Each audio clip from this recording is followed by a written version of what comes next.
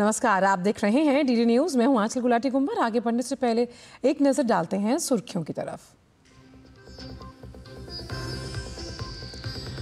झारखंड में प्रधानमंत्री मोदी बोकारो और गुमला में करेंगे चुनावी रैली, रांची में करेंगे रोड शो। हेमंत सोरेन की तमाड़ में होनी है जनसभा।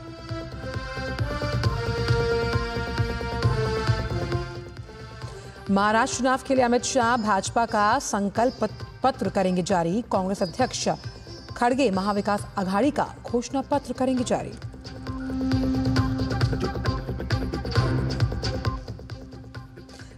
कतर ने की इजराइल और हमास के बीच मध्यस्थता से खुद को अलग करने की घोषणा। पश्चिम एशिया में शांति बहाली को लगा झटका।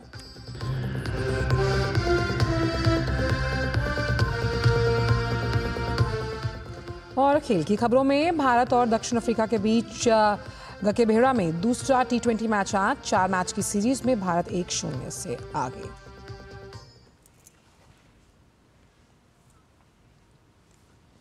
और आइए अब जानते हैं इन सभी खबरों को विस्तार के साथ। झारखंड का चुनावी रण जीतने के लिए सत्ताधारी दल हो या फिर विपक्षी, पूरे दमखम के साथ चुनावी प्रचार कर रहे हैं। बीजेपी ने झारखंड में दिग्गजों की फौज उतार दी। बीजेपी के सबसे बड़े स्टार प्रचारक प्रधानमंत्री नरेंद्र मोदी आज एक हफ्ते में दूसरी बार झारखंड का दौरा करेंगे। प्रधानमंत्री आज 2 जनसभाओं को संबोधित करने वाले हैं। उसके बाद राजधानी रांची में एक अन्य भव्य रोड शो में भी वो हिस्सा लेंगे। प्रधानमंत्री सबसे पहले बोकारो में जनसभा करेंगे। प्रधानमंत्री मोदी बोकारो की चंदन क्यारी में बीजेपी उम्मीदवार और झारखंड विधानसभा में नेता प्रतिपक्ष अमर कुमार बाउरी के लिए प्रचार करने वाले हैं और जनता से उनके पक्ष में वोट करने की अपील भी। इसके बाद प्रधानमंत्री गुमला में चुनावी रैली करेंगे। यहां वो गुमला में पूर्व सांसद और बीजेपी प्रत्याशी सुदर्शन भगत के समर्थन में चुनावी सभा को संबोधित करेंगे। जनसभा के बाद प्रधानमंत्री रांची जाएंगे और OTC ग्राउंड से न्यू मार्केट चौक तक रोड शो करेंगे। 3 किलोमीटर का ये रोड शो कई मायनों में ऐतिहासिक होगा। प्रधानमंत्री का रोड शो 5 विधानसभाओं से होकर गुजरेगा। रोड शो में बीजेपी के कई वरिष्ठ नेता भी शामिल होंगे। झारखंड की 81 सदस्यीय विधानसभा के लिए 13 नवंबर और 20 नवंबर को 2 चरणों में मतदान होना है, जबकि मतगणना 23 नवंबर को होगी। झारखंड के मुख्यमंत्री हेमंत सोरेन आज झारखंड के रांची जिला परिषद के तमार ब्लॉक स्थित पोडियाडी गांव में चुनावी जनसभा करेंगे और साथ ही मतदाताओं को साधने की कोशिश भी की जाएगी। झारखंड का गांडेय विधानसभा क्षेत्र हॉट सीट है। यहां से मुख्यमंत्री हेमंत सोरेन की पत्नी कल्पना सोरेन मैदान में है, जिनका सीधा मुकाबला भाजपा की मुनिया देवी से है। आइए देखते हैं भौगोलिक दृष्टि से गिरिडीह जिले के इस खास चुनावी रणक्षेत्र से हमारी ग्राउंड रिपोर्ट। झारखंड में वैसे तो सभी 81 विधानसभा सीट पर चुनावी रण सभी राजनीतिक दलों के लिए महत्वपूर्ण है, लेकिन झामुमो के लिए गांडेय की सीट साख और प्रतिष्ठा से जुड़ा है। पिछले बार उपचुनाव में जीतने वाली सीएम की पत्नी कल्पना सोरेन एक बार फिर यहां से तीर चला रही हैं, जबकि भाजपा ने मुनिया देवी को कमल खिलाने का जिम्मा सौंपा है। गांडेय से विधानसभा का टिकट कटाने के लिए 15 प्रत्याशी चुनावी मैदान में हैं, जिनमें मुख्यमंत्री हेमंत सोरेन की पत्नी कल्पना सोरेन भी शामिल है। पिछले दिनों राजनीति के मैदान में पदार्पण करते हुए उपचुनाव में विधायक बनने का स्वाद चखने के बाद कल्पना सोरेन एक बार फिर मतदाताओं के बीच है। अपना प्यार, अपना आशीर्वाद दीजिए मुझे, और क्योंकि 4 से 5 महीने में जब मैंने ये काम करके आपको दिखाया है, तो 5 साल का वक्त लंबा रहेगा और गांडे की तकदीर और तस्वीर बदलने का मेरी तरफ से जीतोड़ प्रयास रहेगा। मुस्लिम और आदिवासी बहुल इस विधानसभा क्षेत्र से भाजपा की मुनिया देवी भी चुनौती पेश कर रही हैं। गांडेय के चुनावी रणक्षेत्र के इतिहास पर नजर डालें तो यहां से झामुमो ने सबसे ज्यादा 5 बार जीत दर्ज की है, जबकि भाजपा को भी 3 बार इस क्षेत्र का प्रतिनिधित्व करने का मौका मिला है। 2 बार जिला परिषद की अध्यक्ष रही मुनिया देवी अब राज्य की सर्वोच्च पंचायत विधानसभा में गांडेय की आवाज बनना चाहती हैं। तो भारतीय जनता पार्टी को सीट निकाल के हम लोग झोले में डालने को काम कर रहे हैं। हमारे कार्यकर्ता, हमें नहीं, मेरे कार्यकर्ता बोल रहे हैं, पूरा एकदम गांडेय विधानसभा का कार्यकर्ता बोल रहे हैं कि हम लोग का सुनिश्चित है और हम लोग किसी के डर नहीं है, किसी से टक्कर नहीं है। गांडेय में जन मुद्दों की भरमार है। लोगों को उम्मीद है कि जनादेश से जन समस्याओं का समाधान होगा, लेकिन अब तक क्षेत्र की उपेक्षा से लोग खुद को ठगा महसूस भी कर रहे हैं। कॉलेज की समस्या है, पानी की समस्या है, बिजली की समस्या है, स्कूल की समस्या है, मास्टर की समस्या है। अभी आईटी कॉलेज नहीं है हमारे गांडे प्रखंड में, आईटी कॉलेज नहीं है। गांडे एलापुर मिला के आईटी कॉलेज नहीं है। हम लोग को रसमजोरी पंचायत में हाई स्कूल नहीं है। यहाँ से 10 किलोमीटर 15 किलोमीटर दूरी पे जाना पड़ता है, नदी क्रॉस करके जाना पड़ता है। गांडेय में भीतरी बनाम बाहरी का मुद्दा छाया हुआ है, जो 23 नवंबर को आने वाले चुनावी नतीजों में भी दिख सकता है। गिरिडीह मुख्यालय आने का रास्ता गांडेय से ही निकलता है। ऐसे में झामुमो को यह उम्मीद है कि यही गांडेय उन्हें सत्ता शीर्ष तक पहुंचाने में मददगार बनेगा। वही भाजपा यहां अपना पताका लहराकर झामुमो पर मनोवैज्ञानिक जीत हासिल करना चाहेगी। डीडी न्यूज के लिए गांडेय से रमेश प्रभाकर के साथ मैं दिवाकर कुमार। भारतीय जनता पार्टी के वरिष्ठ नेता और केंद्रीय गृह मंत्री अमित शाह आज मुंबई में महाराष्ट्र विधानसभा चुनाव के लिए पार्टी का संकल्प पत्र जारी करेंगे। सूत्रों के मुताबिक महाराष्ट्र के संकल्प पत्र में भाजपा 20 प्रमुख बिंदुओं को शामिल कर सकती है और इस मौके पर महाराष्ट्र भाजपा के बड़े नेता भी मौजूद रहने वाले हैं। महाराष्ट्र में महायुति गठबंधन के तहत बीजेपी 152, एकनाथ शिंदे की शिवसेना के 80 और अजीत पवार की एनसीपी 52 सीटों पर चुनाव लड़ रही है। ऐसे में महायुति अपना घोषणा पत्र जारी कर चुकी है, जिसमें 10 बड़ी गारंटियों का वादा किया गया है। बीते रविवार को गृह मंत्री ने झारखंड विधानसभा चुनाव के लिए पार्टी का संकल्प पत्र जारी किया था, जिसमें राज्य में यूसीसी लागू करने, बांग्लादेशी घुसपैठियों को झारखंड से बाहर निकालने की घोषणा की गई। आज महाराष्ट्र का संकल्प पत्र जारी करने के बाद अमित शाह रावेर, मलकापुर और मोर्शी में जनसभा करेंगे। महाराष्ट्र में महाविकास आघाड़ी आज अपना पूर्ण घोषणा पत्र जारी करेगा। कांग्रेस के राष्ट्रीय अध्यक्ष मल्लिकार्जुन खड़गे, राकपा और यूबीटी नेताओं की मौजूदगी में महाविकास आघाड़ी का घोषणा पत्र जारी करेंगे। एमवीए घोषणा पत्र का मसौदा पूर्व मुख्यमंत्री पृथ्वीराज चव्हाण, पूर्व सांसद और योजना आयोग के पूर्व सदस्य भाल चंद्र मुंगेकर और एनसीपी-एसपी की पूर्व सांसद वंदना चव्हाण की अध्यक्षता वाली समिति ने तैयार किया। इससे पहले भी महाविकास आघाड़ी ने अपना घोषणा पत्र जारी किया था। उस दौरान कांग्रेस अध्यक्ष मल्लिकार्जुन खड़गे, राहुल गांधी, शिवसेना यूबीटी अध्यक्ष उद्धव ठाकरे और एनसीपी प्रमुख शरद पवार मौजूद रहे थे और इस घोषणा पत्र में महाविकास आघाड़ी ने 5 गारंटी का वायदा किया था। महाविकास आघाड़ी ने वोटरों को लुभाने के लिए कई चुनावी वायदे किए थे, जिसमें महिलाओं, किसानों और युवाओं पर खास फोकस था। इसके अलावा शिवसेना उद्धव गुट ने अपना घोषणा पत्र अलग से जारी किया था।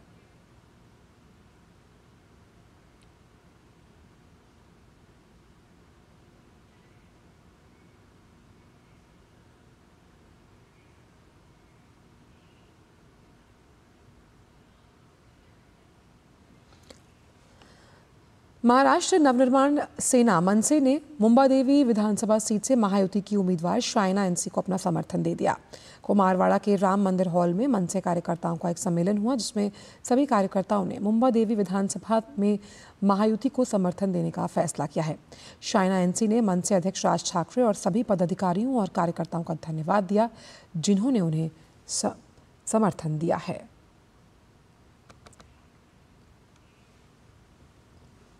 महाराष्ट्र के अकोला से लोकसभा सांसद और भाजपा नेता अनूप धोत्रे ने दावा किया कि इस बार भी अकोला में महायुति को 5 सीटों पर जीत हासिल होगी। उन्होंने कहा कि महाअघाड़ी की सीटें विदर्भ में पिछली बार से कम आएंगी। इसी के साथ उन्होंने ये भी कहा कि अकोला में एयरपोर्ट बनाना महायुति सरकार की बड़ी प्राथमिकता है। अकोला के सांसद अनूप धोत्रे हमारे साथ मौजूद हैं। अनूप जी, प्रधानमंत्री नरेंद्र मोदी अकोला में इस बार कितनी सीटें दे रही है अकोला बीजेपी और महायुति को? माननीय नरेंद्र जी मोदी इनका 4थी बार प्रचार के लिए वो अकोला आए हैं। उसमें पिछली विधानसभा में वो आए थे, उन्होंने संपूर्ण भारत में कांग्रेस मुक्त भारत का नारा दिया था। तभी हमने 5 की 5 विधानसभा ये भारतीय जनता पार्टी महायुति की लाई थी और इस बार भी हमें विश्वास है कि हमारी 5 सीटें ये महायुति और भारतीय जनता पार्टी की आएंगी। अभी विधानसभा चुनाव के लिए प्रचार चल रहा है, ऐसे में आप सांसद होने के नाते जो भी उम्मीदवार जीत कर आएंगे अकोला के लिए कौन से ऐसे विकास कार्य देख रहे हैं? As a member of parliament सबसे बड़ी जो हमारी प्रायोरिटीज़ है उसमें हमारे यहाँ का अकोला एयरपोर्ट है। साथ ही साथ हमारे यहाँ पे रेलवे स्टेशन के लिए माननीय मोदी जी ने जो अमृत भारत स्कीम है उसके माध्यम से हमारे सिटी का 300 करोड़ का एक प्रोजेक्ट लाया है, तो उसको जल्दी से जल्दी कैसे इम्प्लीमेंट की जाए, जैसे चालू किया जाए। और संपूर्ण महाराष्ट्र में जो रेलवे का इंफ्रास्ट्रक्चर है भारत में सबसे पहली रेलवे ये बॉम्बे ठाणे अंग्रेज़ों के ज़माने में आई थी, और जो ट्रैक्स है पिछले 50 सालों में जितनी ट्रैक्स हुई उससे ज़्यादा ट्रैक्स ये मोदी सरकार ने लाई है। आने वाले समय में उन्होंने कहा है कि 1,15,000 करोड़ की इन्वेस्टमेंट के माध्यम से सिर्फ ट्रैक लेइंग का ही काम नहीं होगा, पर जो रेलवे की स्पीड है वंदे भारत जैसी ट्रेनों के माध्यम से और ट्रैक्स की इम्प्रूवमेंट से, उनकी अलाइनमेंट के इम्प्रूवमेंट से, तो वो स्पीड इंक्रीज़ करने का जो एम है वो एम हमें अगले 5 सालों में अचीव करना है। और 1,15,000 करोड़ का जो एक बड़ा बजट इसके लिए रेलवे मंत्रालय ने भी दिया है। शुक्रिया हमसे बातचीत करने के लिए। ये थे हमारे साथ अकोला के सांसद अनूप धोत्रे जी। कैमरा पर्सन सुनील के साथ निशांत राय, अकोला, डीडी न्यूज़।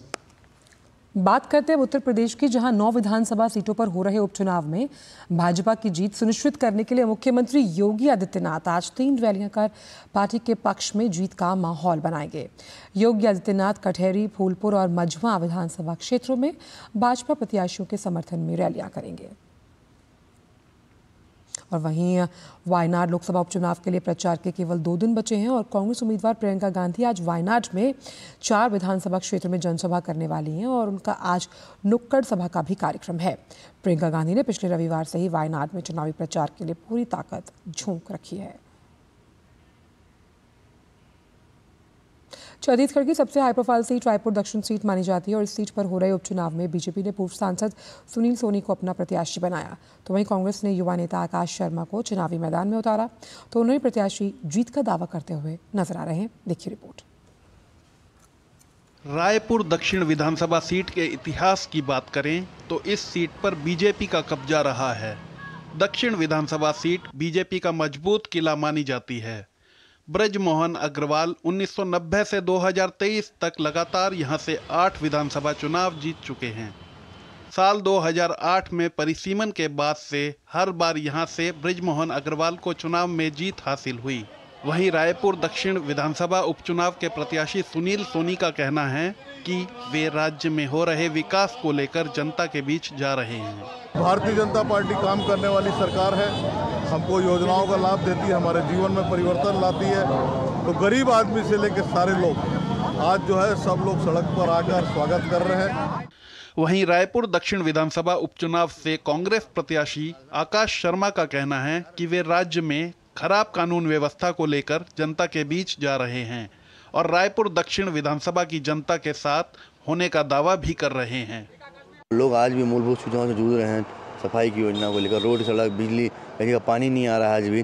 तमाम जो जनता के मुद्दे हैं, जनता से चर्चा करके जो उनकी ज़रूरत की चीज़ें हैं उस पर विकास का मॉडल तय करेंगे और सरकार से ध्यान आकर्षण करेंगे। सरकार के रायपुर दक्षिण की जनता के मुद्दे को लाएंगे और उन्हीं के अनुसार विकास करवाएंगे और सारा जो कानून व्यवस्था है, बढ़ती बिजली का बिल है, इन मुद्दों को लेकर ठीक करने का प्रयास करेंगे। रायपुर दक्षिण विधानसभा सीट पर कांग्रेस और भारतीय जनता पार्टी दोनों दलों के नेता जीत का दावा कर रहे हैं, लेकिन जनता का आशीर्वाद किसे मिलेगा ये तो 23 नवंबर को नतीजों के बाद ही पता चलेगा। रायपुर दक्षिण से पूर्व सांसद सुनील सोनी को बीजेपी ने अपना प्रत्याशी बनाया है, तो ही कांग्रेस ने युवा नेता आकाश शर्मा को चुनावी मैदान में उतारा है। दोनों प्रत्याशी जीत का दावा कर रहे हैं, लेकिन जनता का आशीर्वाद किसे मिलेगा ये तो 23 नवंबर के मतगणना के बाद ही पता चल पाएगा। अपने कैमरा सहयोगी सोमदत्त साहू के साथ सोमेश पटेल, डीडी न्यूज, रायपुर, छत्तीसगढ़। और फिलहाल वक्त एक छोटे से ब्रेक का है, आप देखते रहिए डीडी न्यूज।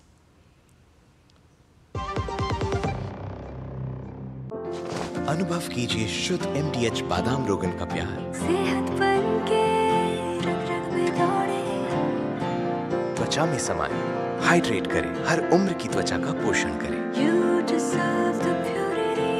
MDH बादाम रोगन, नेचुरल, टेंडर, प्योर। चमके चमके।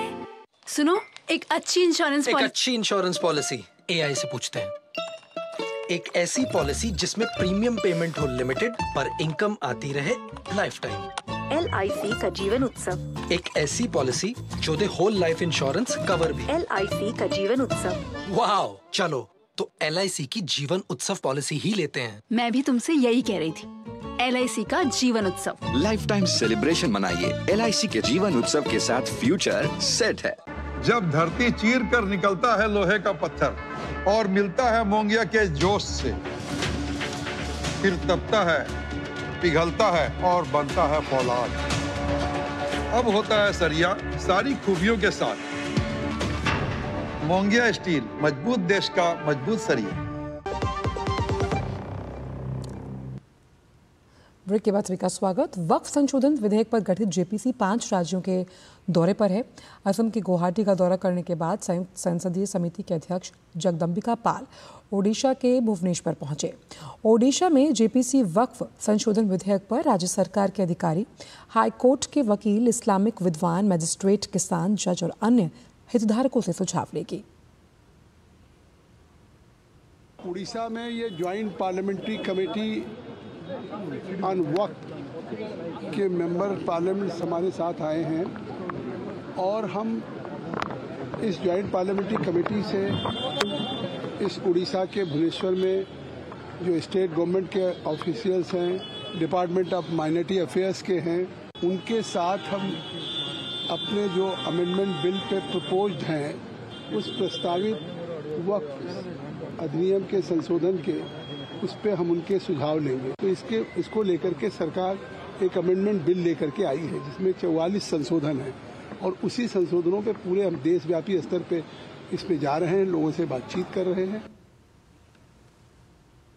वहीं वक्फ संशोधन विधेयक पर भाजपा सांसद और संयुक्त संसदीय समिति की सदस्य अपराजिता सारंगी ने कहा कि अब तक समिति कुल 25 बैठकें कर चुकी है और अब अलग अलग राज्यों में बैठकें हो रही हैं, जिसमें कई संगठनों के सुझाव लिए जा रहे हैं।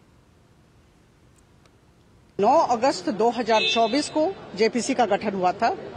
22 अगस्त 2024 इसकी पहली मीटिंग हुई और उस दिन से लेकर अब तक हम लोगों ने 25 सिटिंग की है और विभिन्न राज्यों में जाकर सबसे बातचीत हो रही है। विभिन्न संस्थाओं को, विभिन्न व्यक्तियों को बुलाया जा रहा है। 47 ऑर्गेनाइजेशंस को अभी तक बुलाया गया है। आज गुवाहाटी में थे और परसों हमारी हियरिंग भुवनेश्वर में है। आज ही 5 पूरी टीम आई है और उसके बाद लगातार हम जितने भी संस्थाएं हैं, जितने भी व्यक्ति हैं जिन्हें कुछ मत रखना है, उपस्थापित करना है, उन सब से बातचीत होगी और उसके बाद जब सारे मत आ जाएंगे तो हम अपना रिपोर्ट ऑनरेबल स्पीकर माननीय वाचस्पति महोदय को देंगे।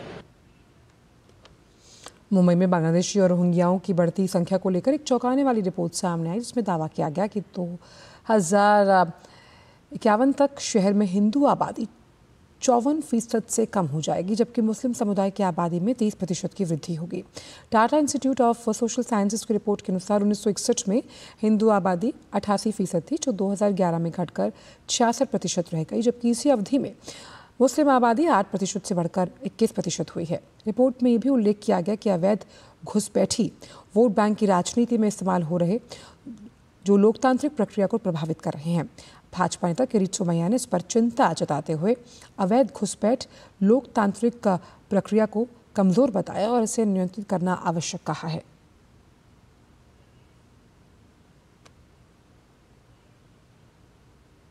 प्रधानमंत्री नरेंद्र मोदी जी कहते हैं एक है तो सेफ है। जो Tata institute of social science का ये जो रिपोर्ट है वो कह रहा है कि मुंबई में 2051 तक हिंदू आबादी सिर्फ 54% रह जाएगी। आज भी मुंबई में गोवंडी, मानकुर, मुंबादेवी, नयानगर, मुंब्रा, भिवंडी, आज भी वहां पर सिर्फ बांग्लादेशी मुस्लिम और रोहिंग्या मुस्लिम दिखाई दे रहे हैं। इसलिए राहुल गांधी कहते हैं वोट जिहाद और योगी जी कहते हैं बटेंगे तो कटेंगे। कोलकाता में जूनियर डॉक्टर से रेप हत्या मामले में जारी विरोध प्रदर्शन थमने का नाम नहीं ले रहा और इस वारदात को 3 महीने पूरा होने पर कल रात जूनियर डॉक्टर्स की अगुवाई में हजारों की संख्या में लोग सड़कों पर उतरे। इसमें बच्चे और महिलाएं भी शामिल हुई। सैकड़ों की संख्या में मौजूद लोगों ने इस मामले में न्याय की मांग की और इस मामले को लेकर भाजपा लगातार ममता सरकार पर हमलावर बनी हुई है। पश्चिम बंगाल विधानसभा में विपक्ष के नेता शुभेंदु अधिकारी ने आरोप लगाया कि राज्य में महिलाओं के खिलाफ हिंसा तभी थमेगी जब ममता बनर्जी मुख्यमंत्री पद से हटेंगी।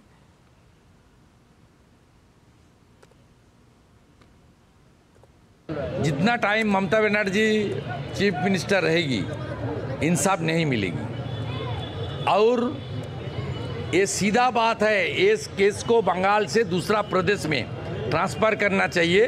बंगाल में इस तरीके से जुडिशियरी से लेकर जेल तक जिस तरीके से रेपिस्ट, मर्डरर और करप्टेड पीपल को प्रोटेक्शन यहाँ का सरकार दे रहा है, इसमें कोई न्याय नहीं मिलता। देश की राजधानी दिल्ली में लोग बेहद ख़राब हवा में सांस लेने के लिए मजबूर हैं और इसमें लोगों को सांस लेने में परेशानी के साथ आंखों में जलन महसूस हो रही है।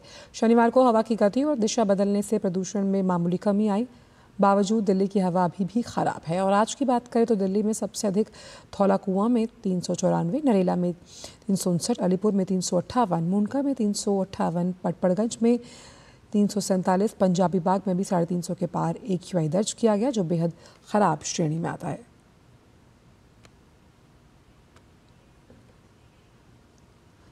वहीं राष्ट्रीय राजधानी में हवा की गुणवत्ता खराब होने के कारण आज सुबह भी बड़ी संख्या में यमुना नदी में जहरीला झाग देखा गया।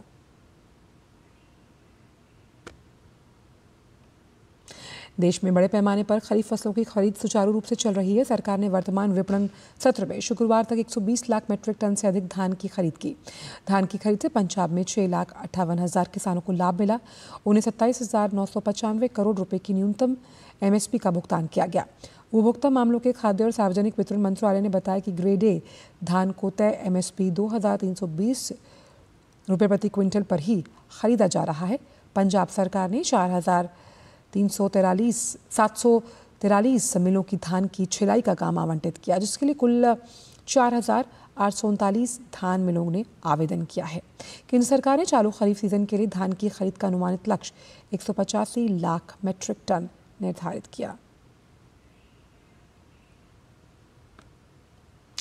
अमेरिका ने नवनिर्वाचित राष्ट्रपति डोनाल्ड ट्रंप ने कहा कि वो अमेरिका की पूर्व राजदूत निकी हेली और पूर्व विदेश मंत्री माइक पॉम्पियो को अपनी नई सरकार में शामिल करने के लिए आमंत्रित नहीं करेंगे। उन्होंने अपने सोशल मीडिया अकाउंट पर लिखी एक पोस्ट में कहा, वो दोनों मेरे साथ पहले बेहतरीन काम कर चुके हैं। ट्रंप ने दोनों नेताओं को देश के प्रति उनकी सेवा के लिए धन्यवाद दिया। ट्रंप समर्थकों का कहना है कि माइक पॉम्पियो ने चुनावी अभियान के दौरान पर्याप्त प्रचार नहीं किया, ना ही उन्होंने प्रचार अभियान के दौरान मदद की। रिपब्लिकन पार्टी की तरफ से राष्ट्रपति पद की दावेदारी पेश करने वालों में माइक पॉम्पियो और निकी हेली भी शामिल थे।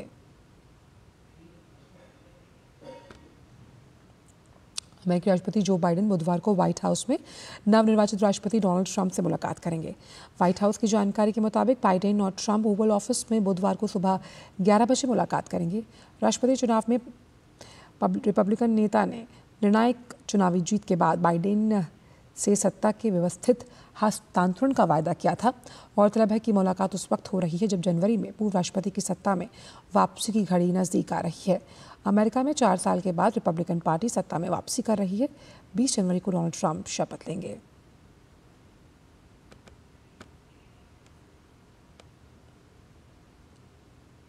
हिंद महासागर क्षेत्र के मित्र विदेशी देशों के साथ अपनी क्षमता निर्माण गतिविधियों के हिस्से के रूप में भारत ने मोजाम्बिक को 2 वाटर जेट चालित फास्ट इंटरसेप्टर क्राफ्ट FIC उपहार में दिए। FIC को भारत से INS घड़ियाल द्वारा ट्रांसशिप किया गया। फास्ट इंटरसेप्टर क्राफ्ट सौंपने के समारोह में मोजाम्बिक में भारत के उच्चायुक्त रॉबर्ट शेटकिनटोंग, मापुटो में भारत के नव नियुक्त रक्षा सलाहकार कर्नल पुनीत अत्री और INS घड़ियाल को कमांडिंग ऑफिसर कमांडर राजन चिब ने भाग लिया। इन समुद्री गश्ती नौकाओं की अधिकतम गति 45 समुद्री मील और 12 समुद्री मील है। ये दोनों FIC काबो डेलगाडो प्रांत में समुद्री आतंकवाद और चल रहे विद्रोह से निपटने के मोजाम्बिक सरकार के प्रयासों में महत्वपूर्ण सहायता करेंगे। FIC का उद्देश्य मोजाम्बिक की समुद्री सुरक्षा और आतंकवाद विरोधी क्षमताओं को मजबूत करना है। इससे पहले समुद्री सुरक्षा के लिए मोजाम्बिक सरकार के प्रयासों को बढ़ावा देने के लिए भारत सरकार ने 2019 में 2 बड़े इंटरसेप्टर पोत उपहार में दिए थे। इसके बाद जनवरी 2022 में इसी श्रेणी में 2 FIC उपहार में दिए गए थे। पश्चिम एशिया में चल रहे संघर्ष के बीच नए घटनाक्रम में कतर ने इजरायल और हमास के बीच मध्यस्थता की भूमिका से खुद को अलग करने की घोषणा की। पश्चिम एशिया में शांति बहाली के लिए इसे बड़ा झटका बताया जा रहा है। कतर का कहना है कि दोनों पक्ष पूर्ण विश्वास के साथ बातचीत नहीं कर रहे। ये निर्णय इन खबरों के बीच आया जब फिलिस्तीनी समूह द्वारा गाजा में चल रहे संघर्ष को समाप्त करने के नए प्रस्तावों को अस्वीकार कर दिया गया। सूत्रों ने बताया कि अमेरिका के शीर्ष अधिकारी अब कतर में हमास प्रतिनिधियों की उपस्थिति को स्वीकार नहीं करेंगे। कतर की मध्यस्थता की भूमिका से हटने से क्षेत्र में शांति प्रयासों को झटका लगा। कतर छोटा देश होने के बावजूद इस क्षेत्र में काफ़ी राजनयिक प्रभाव रखता है। ये देश ईरान, तालिबान, रूस सहित विभिन्न अंतर्राष्ट्रीय वार्ताओं में महत्वपूर्ण भूमिका निभाता रहा है।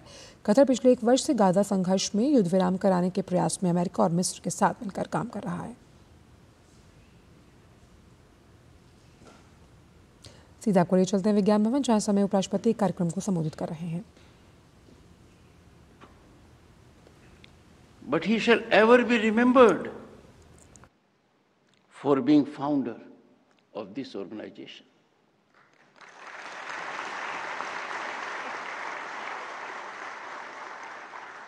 He subscribes to what is very close to our civilization, convergence of good minds to nurture an institution. His sense of gratitude to everyone and his donors touched my heart. I am sure the journey ahead will be very rewarding. Sri Vinit Kumar Gupta ji, Chairman mates, I know of him, but this is our first meeting. But sometimes you don't have to meet a man to know about him. He works with team spirit and does not de-spirit those who are spirited for the nation. A chairman, I'm sure, he will take note of the emerging challenges for which our young boys and girls have to be prepared, particularly with respect to disruptive technologies. Boys and girls, you have to find solutions. Disruptive technology is part of your basket, and you can be the early bird. I am sure this institute over the next 25 years, when it will reach its Golden Jubilee celebrations, around the same time we celebrate centenary of our independence.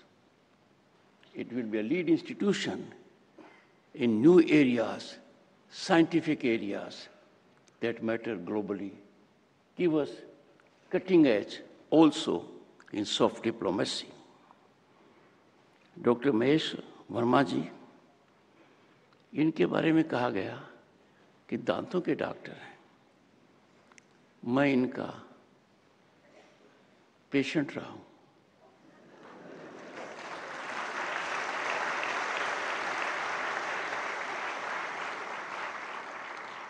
इनकी क्या खूबी है भैया,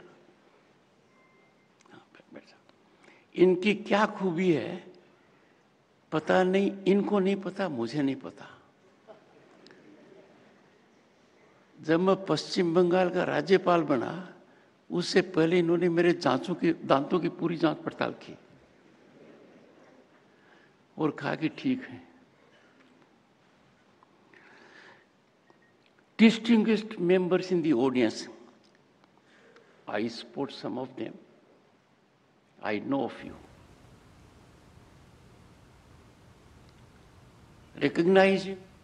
आप सुन रहे थे उपराष्ट्रपति जगदीप धनखड़ को, जो कि महाराजा अग्रसेन टेक्निकल एजुकेशनल जो सोसाइटी है वहाँ पर उसकी रजत जयंती के समारोह पर अपना संबोधन दे रहे थे, जहाँ उन्होंने कहा कि किस तरह से जब हम शिक्षा क्षेत्र में गुणवत्ता की बात करते हैं तो यहाँ पर क्रांतिकारी बदलाव किए गए हैं। फिलहाल समाचारों में इतना ही, दीजिए इजाज़त, नमस्कार।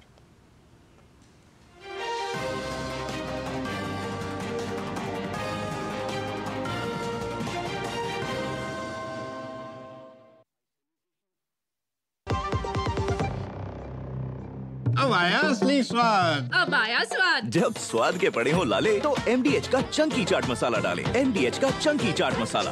MDH। मेरी पसंद। मेरी पसंद। मेरी पसंद। मेरी पसंद। हमारी पसंद। हम सबकी पसंद। मजबूत देश का मजबूत सरिया हो गया स्टील।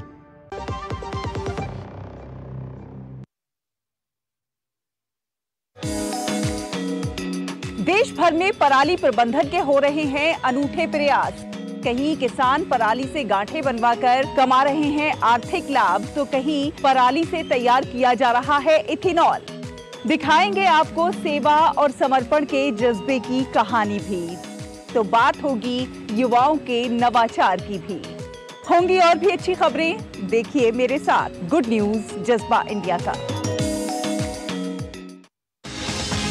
दिन भर की भाग दौड़ में जब छूट जाएं जरूरी खबरें, जब आप हो जल्दी में और जाननी हो हर खबर, जब फटाफट अंदाज में देखनी हो आपको तेज खबर, जब केवल आधे घंटे में जानना हो देश दुनिया का हाल, तब देखिए खबरों का high speed show express 100।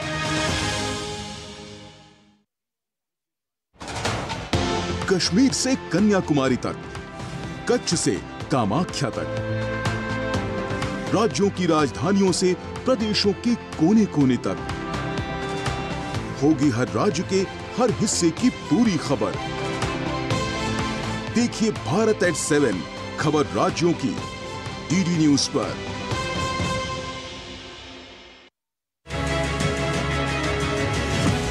Cyber world में कितने सुरक्षित हैं आप? Online fraud, hacking, virus attack से कैसे बच सकते हैं आप? टेक्नोलॉजी के साथ सेफ रहने का भी है चैलेंज। आपको सावधान करने के लिए ला रहे हैं कार्यक्रम साइबर अलर्ट, हर शनिवार रात 9 बजे। राजनीति की चाल से दुनिया के हाल तक, खेल के मैदान से किसान के खलियान तक, दिन भर की हर छोटी बड़ी खबर को समेटे खबर के हर किरदार को दिखाते हैं हम। डीडी न्यूज का प्राइम टाइम शो देखिए न्यूज नाइट हर रात 8 बजे।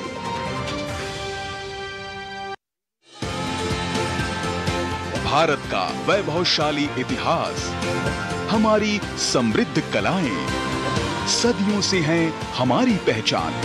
वोकल फॉर लोकल व ग्लोबल होते भारत के कला साधक। देखिए भारत की कला संस्कृति के रंग में रंगा हमारा खास कार्यक्रम रंग तरंग, सिर्फ डीडी न्यूज पर।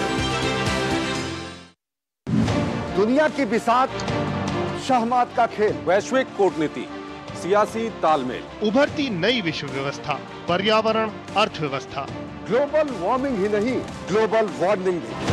जंग का जुनून हो या शांति की पहल, देश देशांतर से जिसका सरोकार, बात दुनिया जहान की, खबर दुनिया की।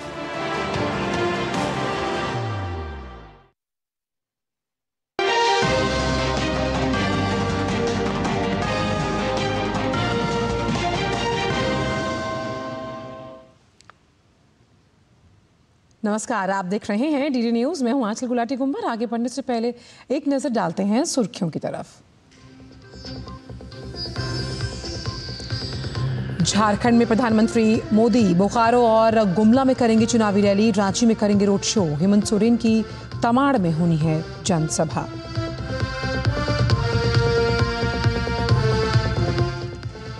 महाराष्ट्र चुनाव के लिए अमित शाह भाजपा का संकल्प पत्र करेंगे जारी। कांग्रेस अध्यक्ष खड़गे महाविकास आघाड़ी का घोषणा पत्र करेंगे जारी।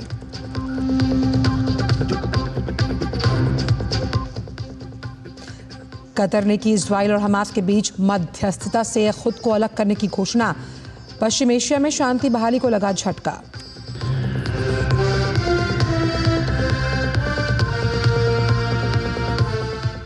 और खेल की खबरों में भारत और दक्षिण अफ्रीका के बीच गकेबेहरा में दूसरा T20 मैच आज। 4 मैच की सीरीज में भारत 1-0 से आगे।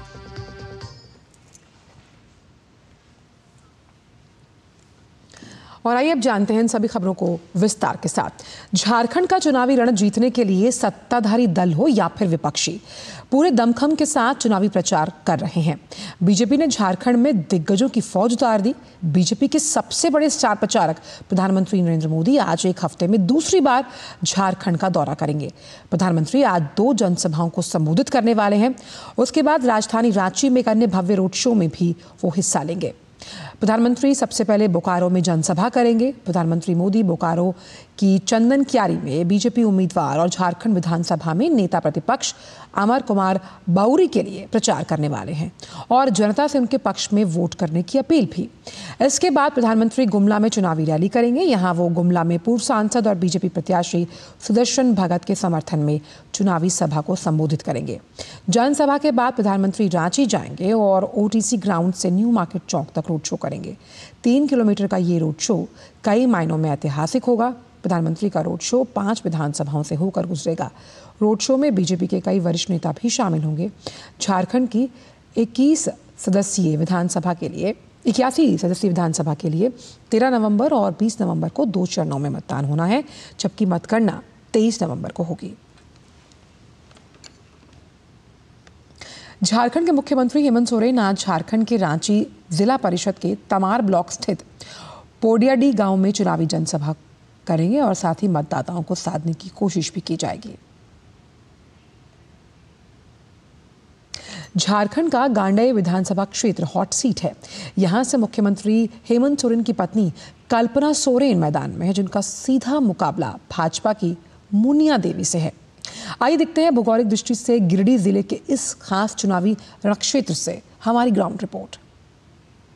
झारखंड में वैसे तो सभी 81 विधानसभा सीट पर चुनावी रण सभी राजनीतिक दलों के लिए महत्वपूर्ण है, लेकिन झामुमो के लिए गांडेय की सीट साख और प्रतिष्ठा से जुड़ा है। पिछले बार उपचुनाव में जीतने वाली सीएम की पत्नी कल्पना सोरेन एक बार फिर यहां से तीर चला रही हैं, जबकि भाजपा ने मुनिया देवी को कमल खिलाने का जिम्मा सौंपा है। गांडेय से विधानसभा का टिकट कटाने के लिए 15 प्रत्याशी चुनावी मैदान में हैं, जिनमें मुख्यमंत्री हेमंत सोरेन की पत्नी कल्पना सोरेन भी शामिल है। पिछले दिनों राजनीति के मैदान में पदार्पण करते हुए उपचुनाव में विधायक बनने का स्वाद चखने के बाद कल्पना सोरेन एक बार फिर मतदाताओं के बीच है। अपना प्यार, अपना आशीर्वाद दीजिए मुझे, और क्योंकि 4 से 5 महीने में जब मैंने ये काम करके आपको दिखाया है तो 5 साल का वक्त लंबा रहेगा और गांडेय की तकदीर और तस्वीर बदलने का मेरी तरफ से जीतोड़ प्रयास रहेगा। मुस्लिम और आदिवासी बहुल इस विधानसभा क्षेत्र से भाजपा की मुनिया देवी भी चुनौती पेश कर रही हैं। गांडेय के चुनावी रणक्षेत्र के इतिहास पर नजर डालें तो यहां से झामुमो ने सबसे ज्यादा 5 बार जीत दर्ज की है, जबकि भाजपा को भी 3 बार इस क्षेत्र का प्रतिनिधित्व करने का मौका मिला है। 2 बार जिला परिषद की अध्यक्ष रही मुनिया देवी अब राज्य की सर्वोच्च पंचायत विधानसभा में गांडेय की आवाज बनना चाहती हैं। तो भारतीय जनता पार्टी का सीट निकाल के हम लोग झोले में डालने को काम कर रहे हैं। हमारे कार्यकर्ता, हमें नहीं, मेरे कार्यकर्ता बोल रहे हैं, पूरा एकदम गांडेय विधानसभा का कार्यकर्ता बोल रहे हैं कि हम लोग जीत हम लोग का सुनिश्चित है और हम लोग किसी के डर नहीं है, किसी से टक्कर नहीं है। गांडेय में जन मुद्दों की भरमार है। लोगों को उम्मीद है कि जनादेश से जन समस्याओं का समाधान होगा, लेकिन अब तक क्षेत्र की उपेक्षा से लोग खुद को ठगा महसूस भी कर रहे हैं।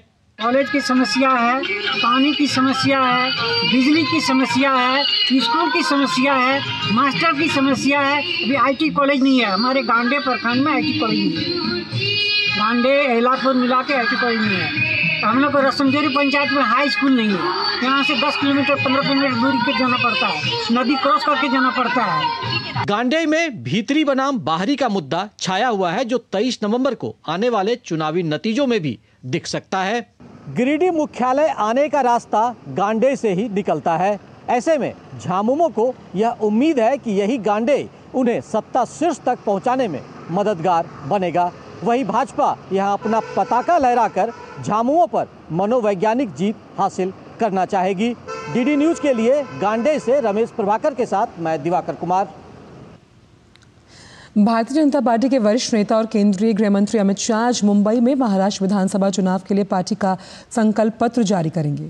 सूत्रों के मुताबिक महाराष्ट्र के संकल्प पत्र में भाजपा 20 प्रमुख बिंदुओं को शामिल कर सकती है और इस मौके पर महाराष्ट्र भाजपा के बड़े नेता भी मौजूद रहने वाले हैं। महाराष्ट्र में महायुति गठबंधन के तहत बीजेपी 152, एकनाथ शिंदे की शिवसेना के 80 और अजीत पवार की एनसीपी 52 सीटों पर चुनाव लड़ रही है। ऐसे में महायुति अपना घोषणा पत्र जारी कर चुकी है, जिसमें 10 बड़ी गारंटियों का वादा किया गया है। बीते रविवार को गृह मंत्री ने झारखंड विधानसभा चुनाव के लिए पार्टी का संकल्प पत्र जारी किया था, जिसमें राज्य में यूसीसी लागू करने, बांग्लादेशी घुसपैठियों को झारखंड से बाहर निकालने की घोषणा की गई। आज महाराष्ट्र का संकल्प पत्र जारी करने के बाद अमित शाह रावेर, मलकापुर और मोर्शी में जनसभा करेंगे। महाराष्ट्र में महाविकास आघाड़ी आज अपना पूर्ण घोषणा पत्र जारी करेगा। कांग्रेस के राष्ट्रीय अध्यक्ष मल्लिकार्जुन खड़गे, राकपा और यूबीटी नेताओं की मौजूदगी में महाविकास आघाड़ी का घोषणा पत्र जारी करेंगे। एमवीए घोषणा पत्र का मसौदा पूर्व मुख्यमंत्री पृथ्वीराज चव्हाण, पूर्व सांसद और योजना आयोग के पूर्व सदस्य भालचंद्र मुंगेकर और एनसीपी एसपी की पूर्व सांसद वंदना चव्हाण की अध्यक्षता वाली समिति ने तैयार किया। इससे पहले भी महाविकास आघाड़ी ने अपना घोषणा पत्र जारी किया था। उस दौरान कांग्रेस अध्यक्ष मल्लिकार्जुन खड़गे, राहुल गांधी, शिवसेना यूबीटी अध्यक्ष उद्धव ठाकरे और एनसीपी प्रमुख शरद पवार मौजूद रहे थे और इस घोषणा पत्र में महाविकास आघाड़ी ने 5 गारंटी का वायदा किया था। महाविकास आघाड़ी ने वोटरों को लुभाने के लिए कई चुनावी वायदे किए थे, जिसमें महिलाओं, किसानों और युवाओं पर खास फोकस था। इसके अलावा शिवसेना उद्धव गुट ने अपना घोषणा पत्र अलग से जारी किया था।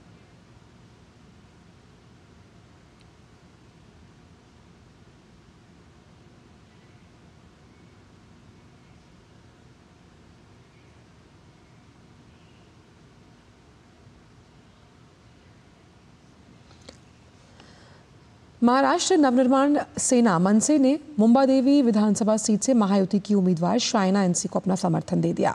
कुमारवाड़ा के राम मंदिर हॉल में मनसे कार्यकर्ताओं का एक सम्मेलन हुआ, जिसमें सभी कार्यकर्ताओं ने मुंबादेवी विधानसभा में महायुति को समर्थन देने का फैसला किया है।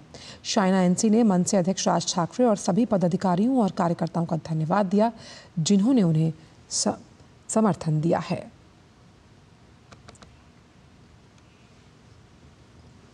महाराष्ट्र के अकोला से लोकसभा सांसद और भाजपा नेता अनूप धोत्रे ने दावा किया कि इस बार भी अकोला में महायुति को 5 सीटों पर जीत हासिल होगी। उन्होंने कहा कि महाआघाड़ी की सीटें विदर्भ में पिछली बार से कम आएंगी। इसी के साथ उन्होंने ये भी कहा कि अकोला में एयरपोर्ट बनाना महायुति सरकार की बड़ी प्राथमिकता है। अकोला के सांसद अनूप धोत्रे हमारे साथ मौजूद हैं। अनूप जी, प्रधानमंत्री नरेंद्र मोदी अकोला में इस बार कितनी सीटें दे रही है अकोला बीजेपी और महायुति को? माननीय नरेंद्र जी मोदी इनका 4थी बार प्रचार के लिए वो अकोला आए हैं। उसमें पिछली विधानसभा में वो आए थे, उन्होंने संपूर्ण भारत में कांग्रेस मुक्त भारत का नारा दिया था। तभी हमने 5 की 5 विधानसभा ये भारतीय जनता पार्टी महायुति की लाई थी और इस बार भी हमें विश्वास है कि हमारी 5 सीटें ये महायुति और भारतीय जनता पार्टी की आएंगी। अभी विधानसभा चुनाव के लिए प्रचार चल रहा है, ऐसे में आप सांसद होने के नाते जो भी उम्मीदवार जीत कर आएंगे अकोला के लिए कौन से ऐसे विकास कार्य देख रहे हैं? As a member of parliament सबसे बड़ी जो हमारी प्रायोरिटीज़ है उसमें हमारे यहाँ का अकोला एयरपोर्ट है। साथ ही साथ हमारे यहाँ पे रेलवे स्टेशन के लिए माननीय मोदी जी ने जो अमृत भारत स्कीम है उसके माध्यम से हमारे सिटी का 300 करोड़ का एक प्रोजेक्ट लाया है, तो उसको जल्दी से जल्दी कैसे इम्प्लीमेंट की जाए, जैसे चालू किया जाए। और संपूर्ण महाराष्ट्र में जो रेलवे का इंफ्रास्ट्रक्चर है, भारत में सबसे पहली रेलवे ये बॉम्बे ठाणे अंग्रेज़ों के ज़माने में आई थी और जो ट्रैक्स है पिछले 50 सालों में जितनी ट्रैक्स हुई उससे ज़्यादा ट्रैक्स ये मोदी सरकार ने लाई है।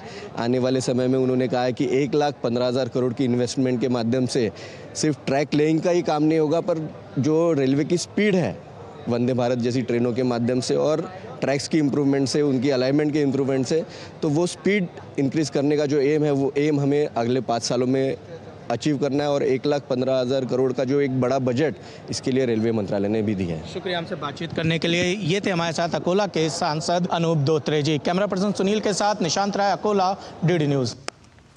बात करते हैं उत्तर प्रदेश की, जहां 9 विधानसभा सीटों पर हो रहे उपचुनाव में भाजपा की जीत सुनिश्चित करने के लिए मुख्यमंत्री योगी आदित्यनाथ आज 3 रैलियां कर पार्टी के पक्ष में जीत का माहौल बनाएंगे। योगी आदित्यनाथ कटहरी, फूलपुर और मझवा विधानसभा क्षेत्रों में भाजपा प्रत्याशियों के समर्थन में रैलियां करेंगे। और वहीं वायनाड लोकसभा उपचुनाव के लिए प्रचार के केवल 2 दिन बचे हैं और कांग्रेस उम्मीदवार प्रियंका गांधी आज वायनाड में 4 विधानसभा क्षेत्र में जनसभा करने वाली हैं और उनका आज नुक्कड़ सभा का भी कार्यक्रम है। प्रियंका गांधी ने पिछले रविवार से ही वायनाड में चुनावी प्रचार के लिए पूरी ताकत झोंक रखी है। छत्तीसगढ़ की सबसे हाई प्रोफाइल सीट रायपुर दक्षिण सीट मानी जाती है और इस सीट पर हो रहे उपचुनाव में बीजेपी ने पूर्व सांसद सुनील सोनी को अपना प्रत्याशी बनाया, तो वहीं कांग्रेस ने युवा नेता आकाश शर्मा को चुनावी मैदान में उतारा। तो उन्होंने प्रत्याशी जीत का दावा करते हुए नजर आ रहे हैं। देखिए रिपोर्ट। रायपुर दक्षिण विधानसभा सीट के इतिहास की बात करें तो इस सीट पर बीजेपी का कब्जा रहा है। दक्षिण विधानसभा सीट बीजेपी का मजबूत किला मानी जाती है।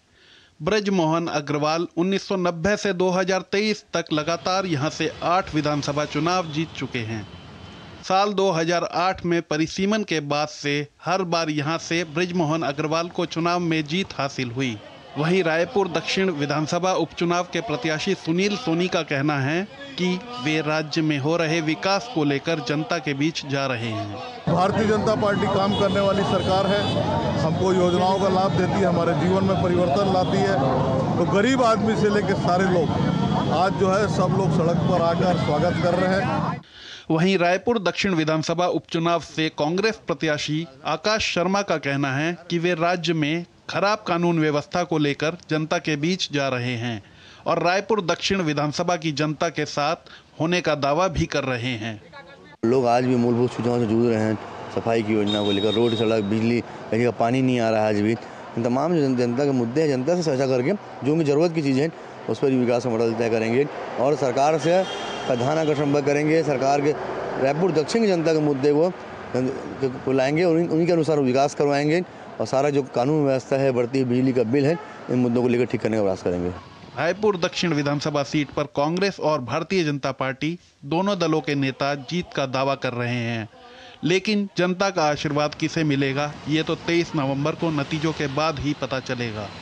रायपुर दक्षिण से पूर्व सांसद सुनील सोनी को बीजेपी ने अपना प्रत्याशी बनाया है, तो ही कांग्रेस ने युवा नेता आकाश शर्मा को चुनावी मैदान में उतारा है। दोनों प्रत्याशी जीत का दावा कर रहे हैं, लेकिन जनता का आशीर्वाद किसे मिलेगा ये तो 23 नवंबर के मतगणना के बाद ही पता चल पाएगा।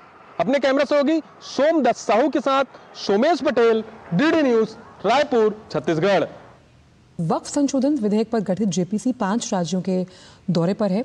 असम के गुवाहाटी का दौरा करने के बाद संयुक्त संसदीय समिति के अध्यक्ष जगदम्बिका पाल ओडिशा के भुवनेश्वर पहुंचे। ओडिशा में जेपीसी वक्फ संशोधन विधेयक पर राज्य सरकार के अधिकारी, हाईकोर्ट के वकील, इस्लामिक विद्वान, मजिस्ट्रेट, किसान, जज और अन्य हितधारकों से सुझाव लेगी। उड़ीसा में ये ज्वाइंट पार्लियामेंट्री कमेटी ऑन वक्फ के मेंबर पार्लियामेंट हमारे साथ आए हैं और हम इस ज्वाइंट पार्लियामेंट्री कमेटी से इस उड़ीसा के भुवनेश्वर में जो स्टेट गवर्नमेंट के ऑफिशियल्स हैं, डिपार्टमेंट ऑफ माइनॉरिटी अफेयर्स के हैं, उनके साथ हम अपने जो अमेंडमेंट बिल पे प्रपोज्ड हैं उस प्रस्तावित वक्फ अधिनियम के संशोधन के उस पे हम उनके सुझाव लेंगे। तो इसको लेकर के सरकार एक अमेंडमेंट बिल लेकर के आई है जिसमें 44 संशोधन है और उसी संशोधनों पे पूरे हम देशव्यापी स्तर पे इसमें जा रहे हैं, लोगों से बातचीत कर रहे हैं। वहीं वक्फ संशोधन विधेयक पर भाजपा सांसद और संयुक्त संसदीय समिति की सदस्य अपराजिता सारंगी ने कहा कि अब तक समिति कुल 25 बैठकें कर चुकी है और अब अलग अलग राज्यों में बैठकें हो रही हैं, जिसमें कई संगठनों के सुझाव लिए जा रहे हैं। 9 अगस्त 2024 को जेपीसी का गठन हुआ था।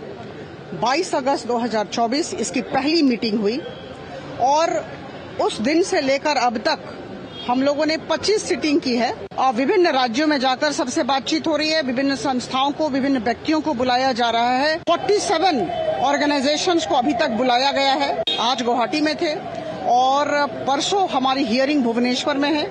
आज ही पूरी टीम आई है और उसके बाद लगातार हम जितने भी संस्थाएं हैं, जितने भी व्यक्ति हैं जिन्हें कुछ मत रखना है, उपस्थापित करना है, उन सब से बातचीत होगी और उसके बाद जब सारे मत आ जाएंगे तो हम अपना रिपोर्ट ऑनरेबल स्पीकर माननीय वाचस्पति महोदय को देंगे।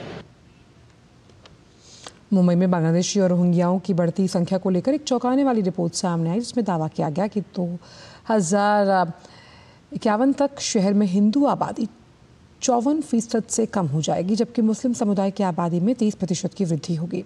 Tata institute of social sciences की रिपोर्ट के अनुसार 1961 में हिंदू आबादी 88% थी, जो 2011 में घटकर 66% रह गई, जबकि इसी अवधि में मुस्लिम आबादी 8% से बढ़कर 21% हुई है। रिपोर्ट में ये भी उल्लेख किया गया कि अवैध घुसपैठी वोट बैंक की राजनीति में इस्तेमाल हो रहे। आइए उसी के लिए चलते मुंबई, जहां इस समय भारतीय जनता पार्टी के वरिष्ठ नेता और केंद्रीय गृह मंत्री अमित शाह महाराष्ट्र विधानसभा चुनाव के लिए पार्टी का संकल्प पत्र तालियां बजाइए जरूर।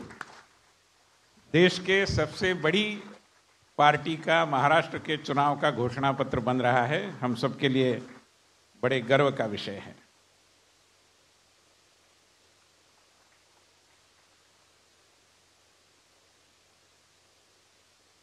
मित्रों, आज 10 नोव्हेंबरचा दिवस आहे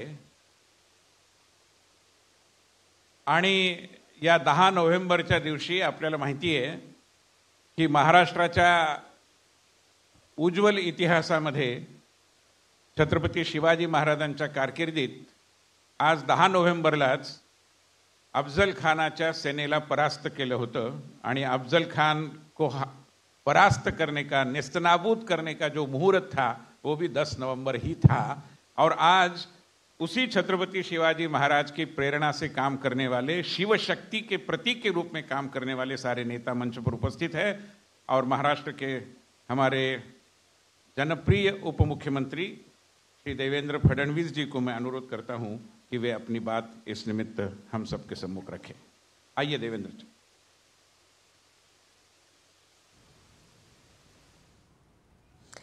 और आप देख रहे थे कि किस तरह से संकल्प पत्र जारी कर दिया गया है गृह मंत्री अमित शाह द्वारा आज महाराष्ट्र के लिए। और यहाँ पर महायुति और महाविकास अघाड़ी के बीच एक सीधा मुकाबला देखने को मिल रहा है और गृह मंत्री और भाजपा के वरिष्ठ नेता अमित शाह ने संकल्प पत्र जारी कर दिया भाजपा के लिए। और वहीं अगर खबरों की बात करें तो रुक करते हैं कोलकाता का, जहां जूनियर डॉक्टर रेप हत्या मामले में जारी विरोध प्रदर्शन थमने का नाम नहीं ले रहा। और इस वारदात को 3 महीने पूरे होने पर कल रात जूनियर डॉक्टर्स की अगुवाई में हज़ारों की संख्या में लोग सड़कों पर उतरे। इसमें बच्चे और महिलाएं भी शामिल हुई।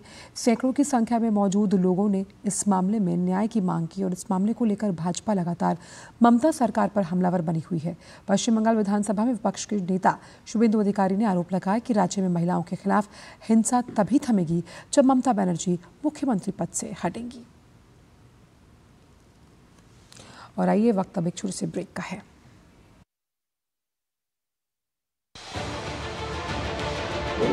उत्तर से दक्षिण तक, पूर्व से पश्चिम तक, देश हो या दुनिया की खबर है तो पड़ताल जरूरी है। देखिए हमारे साथ मेरे पीछे भारत की सबसे एजेंडा भारत का है और किस तरह से एक नई शुरुआत इस वक्त डीडी न्यूज पर।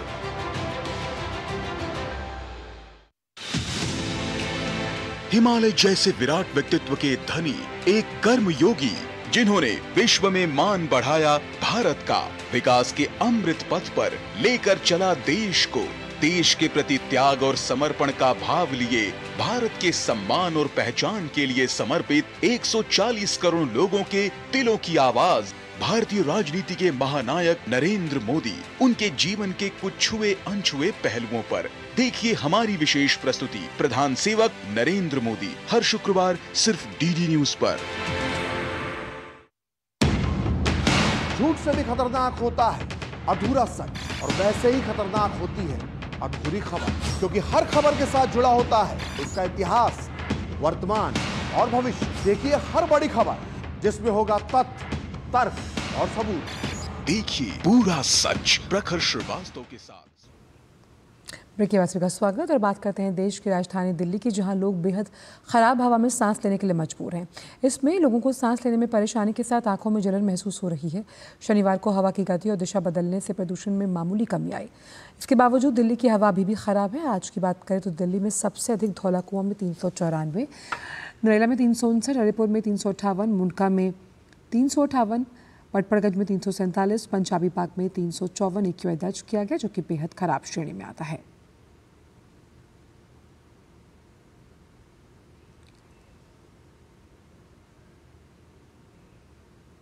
वहीं राष्ट्रीय राजधानी में हवा की गुणवत्ता खराब होने के कारण आज सुबह भी बड़ी संख्या में यमुना नदी में जहरीला झाग देखा गया।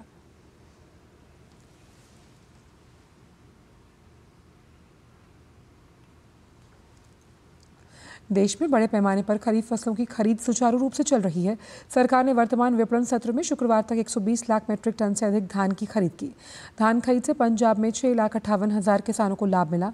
उन्हें 27,995 करोड़ रुपए के न्यूनतम समर्थन मूल्य MSP का भुगतान किया गया। उपभोक्ता मामले, खाद्य और सार्वजनिक वितरण मंत्रालय ने बताया कि ग्रेड ए धान को तय MSP 2,320 रुपये प्रति क्विंटल पर खरीदा जा रहा है। पंजाब सरकार ने 4,743 मिलों को धान की छिलाई का काम आवंटित किया, जिसके लिए कुल 4,839 धान मिलों से आवेदन आया। केंद्र सरकार ने चालू खरीफ सीजन के लिए धान की खरीद का अनुमानित लक्ष्य 185 लाख मीट्रिक टन निर्धारित किया है। अमेरिका के नवनिर्वाचित राष्ट्रपति डोनाल्ड ट्रंप ने कहा कि वो अमेरिका के पूर्व राजदूत निकी हेली और पूर्व विदेश मंत्री माइक पॉम्पियो को अपनी नई सरकार में शामिल होने के लिए आमंत्रित नहीं करेंगे। उन्होंने अपने सोशल मीडिया अकाउंट पर लिखी एक पोस्ट में कहा कि वो दोनों मेरे साथ पहले बेहतरीन काम कर चुके हैं। ट्रंप ने दोनों नेताओं के लिए देश के प्रति उनकी सेवा को धन्यवाद दिया। ट्रंप समर्थकों का कहना है कि माइक पॉम्पियो ने चुनावी अभियान के दौरान पर्याप्त प्रचार नहीं किया और न ही उन्होंने प्रचार अभियान के दौरान मदद की। रिपब्लिकन पार्टी की तरफ से राष्ट्रपति पद की दावेदारी पेश करने वालों में माइक पॉम्पियो और निकी हेली भी शामिल थे।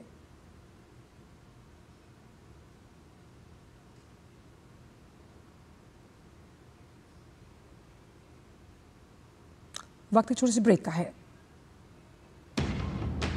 झूठ से भी खतरनाक होता है